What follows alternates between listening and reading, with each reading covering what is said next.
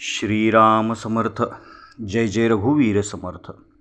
श्री महाराजांचे लहान मुलांच्यावर अत्यंत प्रेम असे. श्री महाराज आपल्या घरी यावेत असे ज्यांना वाटे त्यांनी पुष्कळ वेळा आपल्या लहान मुलाला किंवा मुलीला मंदिरामध्ये निरोप देऊन पाठवावे. श्री महाराज देखील त्या मुलांच्या बरोबर जात असत. मुले त्यांना पालखी करून नेत. मुले म्हणत, महाराज तुम्ही आता हलके व्हा. म्हणजे ते फुलाप्रमाणे हलके होत असत. मोठी माणसे जेव्हा त्यांना उचलून नेत त्यावेळी ते फार जड होत असत आणि पालखी करून 25 पावले नेता नेता तरुण व तालीमबाजही घामाघूम होऊन जात. तीच तऱ्हा त्यांचे अंग रगडण्याची असे. वासुदेवराव शौचे या नावाचे एक तरुण तालीमबाज डॉक्टर होते.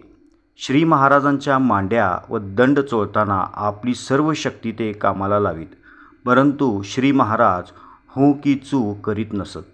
शेवटी वासुदेवराव अगदी थकून जाऊन आपणच पुरे करीत. पुष्कळ वेळा पलंगावर निजले असता श्री महाराज म्हणत, आता माझी मान हलवा.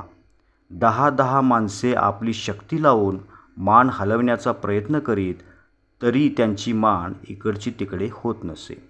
एकदा ते पलंगावर सहज पडले असताना वासुदेवराव नमस्कार करण्यास आले तेव्हा ते त्यांना म्हणाले, वासुदेवराव रोज तुम्ही 500 दंड मारता.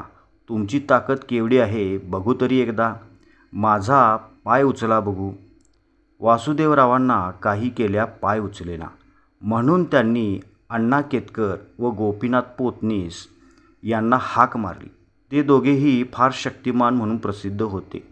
या तिघांनाही जेव्हा पाय उचलेना तेव्हा आणखी मंडळी मदतीला आली. एकंदर 12 मजबूत माणसांनी पाय उचलण्याची शिकस्त केली, परंतु तो यत्किंचितही हलला नाही. याच्या उलट एकदा हरतालिकेच्या दिवशी आरती झाल्यावर श्री महाराजांना बोलावण्यास बायका आल्या. महाराज असेच पलंगावर स्वस्थ पडले होते. जवळ हरिपंत मास्तर उभे होते व दोघांचे काहीतरी बोलणे चालले होते. बोलावण्यास आलेल्या बायकांना श्री महाराज बोलले, तुम्ही सर्वांनी मला असाच निजलेला वर उताना उचला. प्रत्येकीने फक्त आपले एक बोट मला आधार म्हणून लावायचे.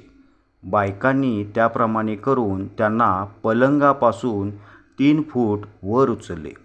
श्रीराम समर्थ. जय जय रघुवीर समर्थ. श्री अनंतकोटी ब्रह्मांड नायक राजाधिराज सच्चिदानंद सद्गुरु श्री ब्रह्मचैतन्य महाराज की जय.